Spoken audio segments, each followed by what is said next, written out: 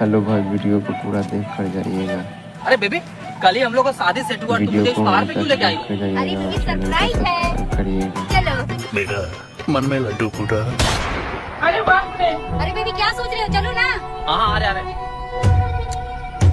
अरे बेबी चलो ना। वीडियो को अरे बेबी, हम लोग यहाँ पे क्यों आए? अरे देखो ना कितना अच्छा लोकेशन है, यहाँ पे मस्त फोटो निकलेगा। अरे फोटो तो वहाँ भी अच्छा आएगा ना। अरे नहीं बेबी, यहाँ पे बहुत अच्छा फोटो आएगा। साला पक्का इसका बॉयफ्रेंड चैनल को सब्सक्राइब करिएगा और वीडियो को अंत तक देखिएगा। अरे बेबी, मुझे जरा सुसु लगा, मैं करके आता हूँ फटाक से, ठीक है? माँ की आँख, ये तो मेरा फील्डिंग सेट करने के लिए लाई है। इसका बॉयफ्रेंड इधर ही कहीं होगा। आइडिया।